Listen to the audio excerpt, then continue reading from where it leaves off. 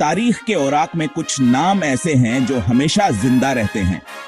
ऐसे ही एक नाम है उस्मान गाजी, जिन्होंने एक छोटे से कबीले को दुनिया की अजीम तरीन सल्तनतों में से एक में तब्दील कर दिया।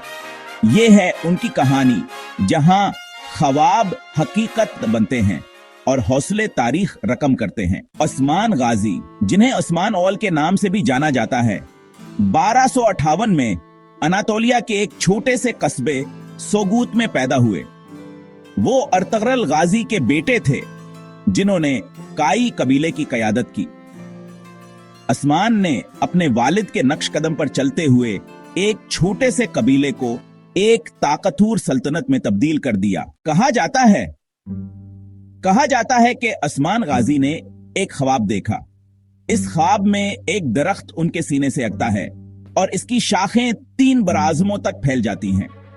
हाँ, यह ख्वाब इनकी सल्तनत के मुस्तकबिल की पेशगोई था, जो यूरोप, एशिया और अफ्रीका तक फैल जाएगी। उस्मान गाजी ने बाज़नतीनी सल्तनत के खिलाफ कई जंगें लड़े। 1302 में बाफीस की जंग में उन्होंने बाज़नतीनी फौज को शिकस्त दी और अनातोलिया में अपनी ताकत को मजबूत किया। उनकी फतूहात ने सल्तनत उस्मानिया की बुनियाद रखी। उस्मान गाजी सिर्फ एक जंगजू ही नहीं थे, बल्कि एक अजीम रहनुमा भी थे। उन्होंने इस्लामी असूलों पर मबनी एक मुनज़्ज़म निज़ाम हुकूमत कायम किया और अपने इलाके को अमन व अमान का गहवारा बनाया। उस्मान गाजी की वफात के बाद उनके बेटे औरहान गाजी ने उनका काम जारी रखा।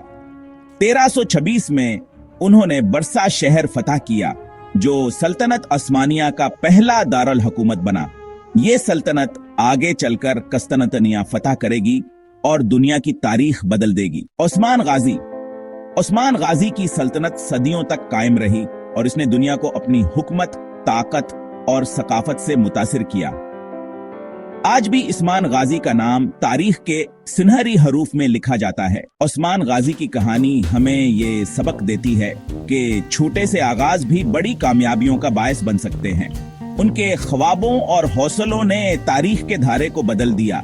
क्या आपके ख्वाब भी तारीख बदल सकते हैं?